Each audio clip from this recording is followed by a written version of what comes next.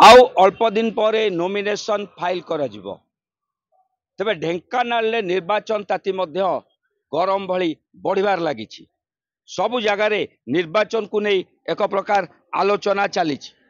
आम रहीचु ढेंकानाल हनुमान बाटिका जोठी की सबु बेले एठारे सबु वर्गर लोक माने बसंती एवं तांको भितरे एई चलित निर्वाचन को नहीं एक प्रकार आलोचना होता है। तेबे ये जो युव बंधु मैंने अच्छा पाखु सीधा सड़क जावा ढेंकानाल निर्वाचन विषय में पाखु सीधा सड़क मतामत ना कौन कहवा कनक न्यूज को स्वागत करुचु। चलित निर्वाचन को नहीं आप कौन भावुं क्या भोट देवे और कौ दलर ये हम फतेह हम? आमे तो जनसाधारण ये 2024 जो महालड़ई होची मोदी आदर्श मोदी ग्यारंटी लहर एना ओडिशा चली संगे संगे आमर संबलपुर ढेंकानाल जो संबलपुर हावा एना ढेंकानाल पर्यंत माड़ी आसूची कौन पे धर्मेन्द्र प्रधान संबलपुर ठिया होती संगे संगे ढेंकानाल निज सहर निज होम डिस्ट्रिक्ट ता संगे संगे मोदींकर जो मोदी ग्यारंटी जो मोदी लहर और परिवर्तन पे लोक मन स्थिर कर सारा एथर परिवर्तन सुनिश्चित निश्चित रूपे कहले कि मोदी ग्यारंटी लगी रही तेरे कौन कह आज्ञा ढेंकानाल बर्तमान कौ दिग को जाऊँगी हावा कौ दिग को जाऊँगी आपणकर मत कुआड़ को जाऊँगी? देखो ढेंकानाल सहर एक ऐतिह्य संपन्न सहर ये प्राय बहु बुद्धिजीवी रही समस्ते बर्तमान गोटे स्वर आसला जे मोदी जो विकास धारा देश को तथा राज्य को प्रगतिशील कर मोदी जो ग्यारंटी मोदी लहर ये सब को नहीं भारतीय जनता पार्टी निश्चित ये आगुआ रही बुद्धिजीवी मैंने चिंता कर परिवर्तन स्वर भी बहला। निश्चित रूपे पार्लियामेंट को जदि आम देखा तेज लोक मानकर मत गोटे दिग को जाऊँगी तेज आम विधानसभा कथा को जदि जा विधानसभा ढेंकानाल तीनोटी दलर प्रार्थी सबू छिड़ाई कौन कहवा ढेंकानाल विधानसभा को लेकिन आपणकर मत कौन रहिबो? ढेंकानाल विधानसभा क्षेत्र में वर्तमान जो तीन जन प्रार्थी प्रतिद्वंदिता करुचंती ढेंकानाल सहरवासी उभय को जानी बीजेडी की जानी बीजेपी की जानी तेणु कांग्रेस जो नुआ प्रार्थी देती सुष्मिता सिंहदो वर्तमान से नुआ प्रार्थी की लोक बहुत जोर रे एक्सेप्ट करुचंती। आमे चिंता करुचु बोधे एथर सुष्मिता सिंहदो ढेंकानाल कांग्रेस रु जीतबे। कौन कहवा आपन कौन कौ दिग को आपणकर जाउछि मत? वर्तमान तो भारत वर्ष रे गोटे मोदी लहर चली एवं मोदी ग्यारंटी उपरे लोकंकर भरोसा आसी किंतु ता बाद मध्य ढेंकानाल रे जो दल कैंडिडेट देइछि ताकू मध्य लोक माने अतीत रे मध्य ताकू से माने कैंडिडेट हेइथिले किंतु लोकंक आस्था भाजन हेइ पार नाहंती। वर्तमान परिस्थिति रे लोक माने कॉन्शियस वोटर अछंती शिक्षित वोटर से माने कौन निष्पत्ति नेबे मोदी लहर संगे रहिबे ना नुआ कैंडिडेट बाछिबे आगामी दिन कहबो।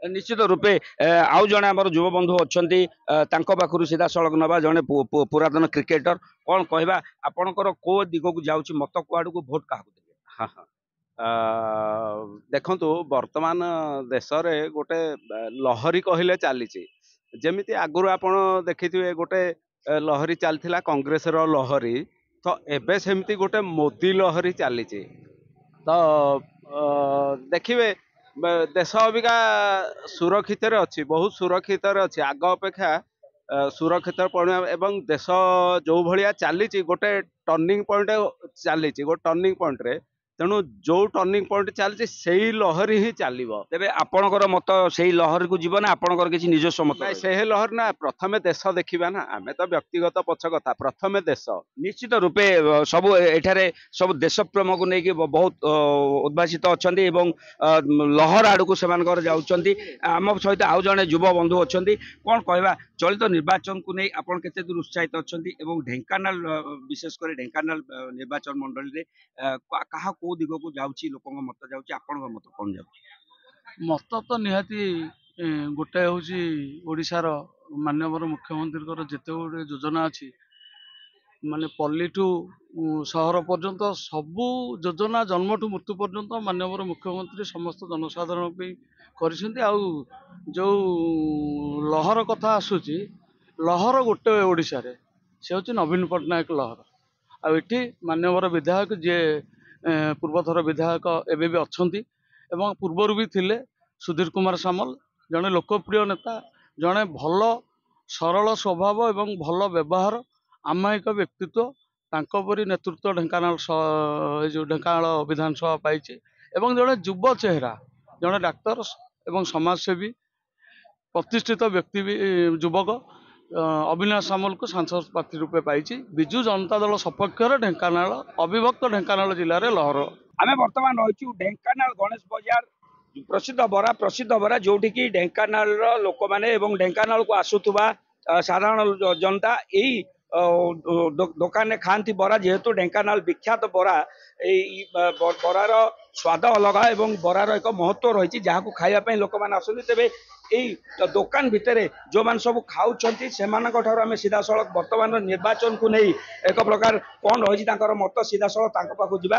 କନକ ନ୍ୟୁଜ୍ ସ୍ୱାଗତ କରୁଛୁ। ବରା କେମିତି ଲାଗୁଛି? ବହୁତ ବଢ଼ିଆ ଲାଗୁଛି ବରା। ଏଠି ଢେଙ୍କାନାଳରେ ପ୍ରସିଦ୍ଧ ବରା ବି ତାର ପ୍ରସିଦ୍ଧି ଲାଭ କରିଛି।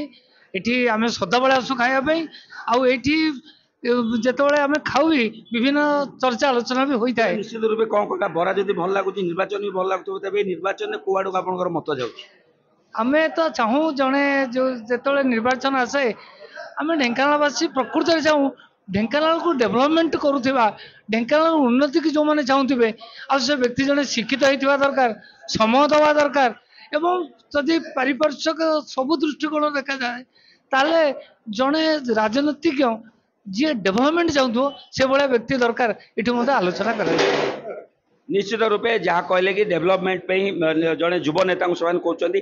କ'ଣ କହିବା, ତମେ ଜଣେ ଯୁବ ଭୋଟର ଭାଇ, ଚଳିତ ନିର୍ବାଚନରେ କେତେ ଦୂର ଉତ୍ସାହିତ ଅଛନ୍ତି ଏବଂ କ'ଣ କହିବା ଏଥର? ଆପଣ ଢେଙ୍କାନାଳ ନୁହନ୍ତି, ଏ ଢେଙ୍କାନାଳର ନୁହନ୍ତି ଭାଇ, ଆପଣ ଢେଙ୍କାନାଳର ଅଛନ୍ତି, ଆସନ୍ତୁ। କ'ଣ କହିବା ଭାଇ, ଏଥର ଯୋଉ ଇଲେକ୍ସନକୁ ନେଇକି ଆପଣ କ'ଣ କୁଆଡ଼େ ରହୁଛି ମତ ରହୁଛି? ମତ ଦେଖନ୍ତୁ, ଯିଏ ମାନେ ଭଲ କ୍ୟାଣ୍ଡିଡେଟ୍ ଥିବ ଆମେ ସେ ଅନୁସାରେ ଦେଖିକି ଇଏ କରିବୁ। ଆଉ ତଥାପି ଆପଣଙ୍କର ଗୋଟେ ତ ମନରେ କିଛି ଭାବ ଆସୁଥିବ, ଏଥର ଯାହାହେଲେ ପରିବର୍ତ୍ତନ ଟିକେ ଦରକାର, ପରିବର୍ତ୍ତନ ଦରକାର। ଆପଣ କ'ଣ କହିବା, ଆପଣଙ୍କର କ'ଣ ମତ ରହିବ? ଯୋଉ ମତ କୁଆଡ଼େ ଯିବ?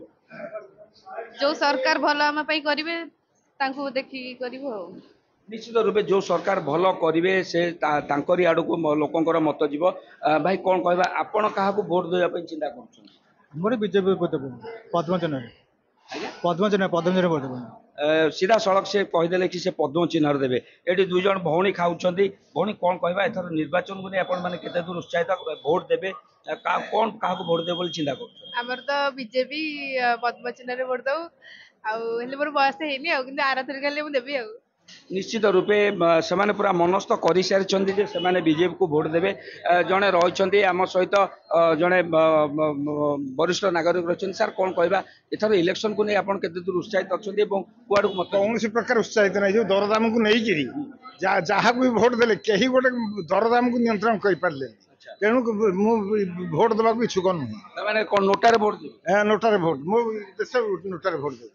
ନିଶ୍ଚିତ ରୂପେ ଲୋକମାନଙ୍କ ମନରେ ମିଶ୍ର ପ୍ରତିକ୍ରିୟା ରହୁଛି ଯେ କିଏ ଯଦି ପଦ୍ମ ଫୁଲ କଥା କହୁଛି ତ କିଏ ବିଜେଡି କଥା କହୁଛି, କିଏ କଂଗ୍ରେସ କଥା କହିଲା ବେଳକୁ କିଛି ଲୋକଙ୍କର ମତ ମଧ୍ୟ ରହୁଛି ଯେ ଆମେ କାହାକୁ ଭୋଟ ଦେବୁନି। ତେବେ ଜଣାପଡ଼ିବ ନିର୍ବାଚନର ଫଳାଫଳ ଆସିଲେ ଢେଙ୍କାନାଳକୁ କିଏ ଅଧିକାର କରୁଛି ସେ ସମୟ ହିଁ କହିବ ଯେ ଢେଙ୍କାନାଳରେ କାହାର ରାଜ ଆସୁଛି। ଢେଙ୍କାନାଳରୁ ଅମ୍ବିକା ପଟ୍ଟନାୟକ, କନକ ନ୍ୟୁଜ୍।